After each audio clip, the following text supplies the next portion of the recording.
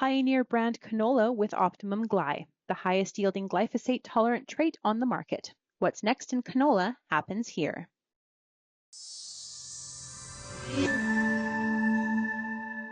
I'm Lindsay Smith with Real Agriculture and Real Ag Radio. And joining me now is Steve Kell. He's a grain merchandiser with Kell Grain based here in Ontario. Steve, how are you?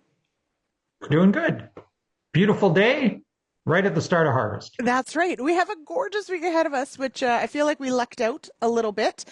You've been busy, though, of course, before things get really busy with harvest, doing a lot of speaking engagements, talking about marketing this fall, definitely some challenges for producers. Where do we sit? Let's maybe just generally, where are we sitting right now in corn and beans for Ontario? What's the general sense out there on pricing? Well, pricing is not great. It's 25% lower than it was a year ago, and that's cause for a lot of concern. The reality is that we've spent the whole spring and summer talking about how big North America's crop is. Big acres got planted. We had good rainfall. We had near perfect growing conditions in most places. So it's a big crop, and that's all we seem to want to talk about, and that's all that buyers want to hear. And I think we're just now at a stage where we're probably better off if we look forward. That, maybe the North American crop is made. USDA is going to come out on Thursday and adjust it, but it'll be bushel here, bushel there. But the crop that's not made is South America. And South America grows more corn or more soybeans than we do, certainly more corn than Ontario does, and they haven't started planting yet. So I think as grain marketers, instead of looking at the mess we're in, we should look forward. October, November is our harvest time, but it's their planting time. And if they run into weather problems, that is more apt to create a rally opportunity for us to do marketing than anything that's going to happen on this continent. Mm-hmm. I think sometimes we get local bias, right? We tend to pay a little more attention, and that's important. That makes sense that we do it, but you're right, we have to think bigger picture because of course the market moves are going to be driven by other areas, not necessarily what's happening in our own backyard. Definitely hearing though, as you outlined, prices aren't necessarily that favorable. Definitely some grumbling happening. We've also got farmers that have quite a bit of unpriced crop, which maybe let's start first with a discussion on, from your experience, the average, let's say, Ontario grower, which I know maybe doesn't exist, but would you say that they're more priced than usual, less priced than usual? What is the typical sort of at this point in time with harvest just beginning, where you would think many farmers would be usually? I actually think that most of the guys are in a normal sort of situation for having crops sold, right? That by the time we get to this time of year, there's probably still 15% of the corn crop still in farmer storage, but we still have 6 weeks to get to new crop in any real volume. And of course, we never run out, especially in a market like Ontario where there's so much livestock. You can't not make feed, so you can't ever completely run out of corn. So yeah, it feels like there's a lot of corn around for the middle of September, but there won't be any new crop for another 4 weeks. And we'll, probably grind our way through it. There's even a little bit of export activity going out the river here in the next couple of weeks. So that'll pull some corn out of the Ontario marketplace. And yeah, there'll be a little bit of corn that has a birthday, but not any more than you'd expect. Maybe somebody's got a high vom bin that they intended to blend with new crop. Maybe, they've got livestock they've got to feed. So no, I think we're pretty good there. We maybe have a few more soybeans than we would on a normal year. Those, for all intents and purposes, have had a birthday now. Pretty hard to market any more old crop. We'll see combines in the field here really soon.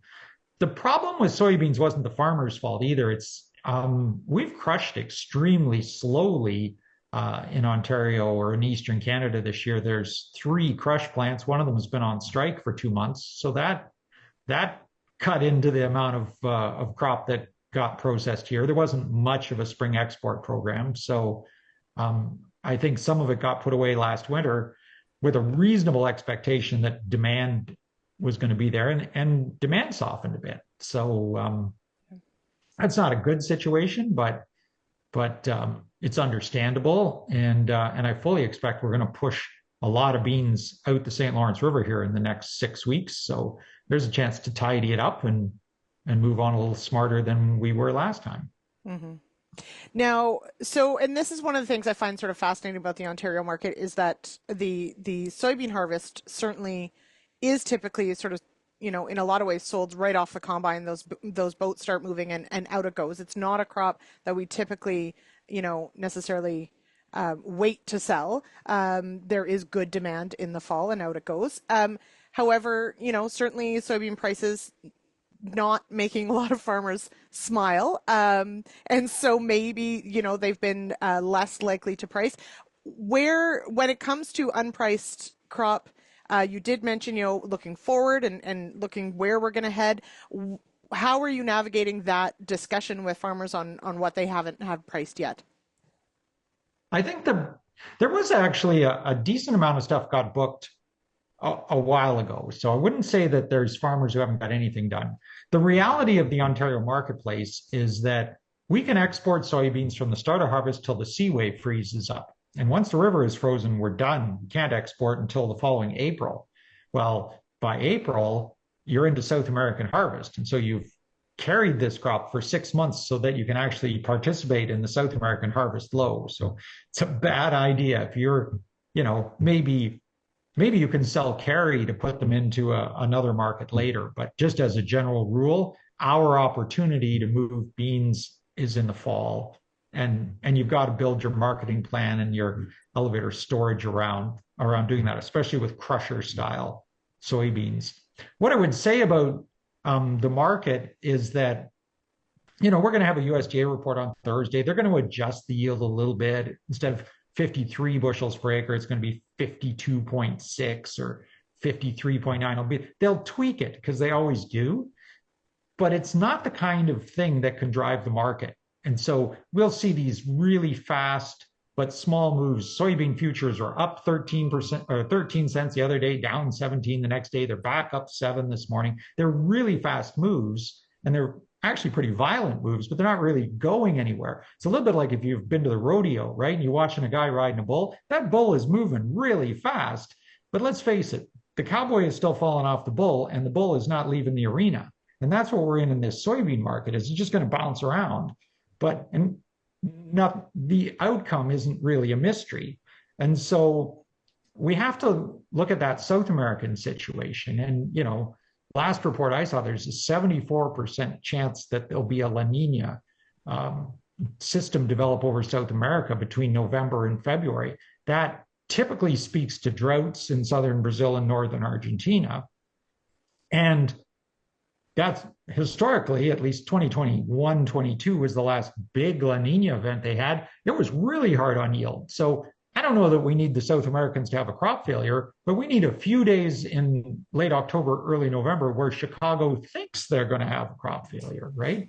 Yeah. That has a much greater capacity to affect the world's soybean supply than anything that's going to happen with the North American crop. So I think you just shelved it. Is that okay? It's a 53 bushel crop for North America. I haven't got them harvested yet. Whatever I've got contracted, I'll deliver. And then we just wait for whatever South American news is going to come along and create something for us. And as long as we have pretty realistic expectations about how big that bump is going to be, like we're not headed back to $17 or $18 a bushel soybeans. But, if we make our way back into the 13s, 14s, reasonable expectations of where we could get to, I think those opportunities will open up for us. Mm-hmm. I think the harvest low came before harvest started. Right. So, which is, and I mean, excellent point, right? Is that realistically, some patience here should pay off, that you don't have to be in a rush necessarily at this point. Loving the analogy of the rodeo. We don't get to talk rodeo a lot on this show, so anytime we can bring that in, I really do appreciate it. So I like it. We know what the outcome's going to be. The bull usually wins. Yeah. Yes, so there you go. Yeah. Okay, I appreciate it. Steve, for those who maybe are looking for more information and want to follow along, do you have any social media handles, anything like that we can throw out there? No social? I am the twit that doesn't tweet. Hey, you're like Horst Bonner.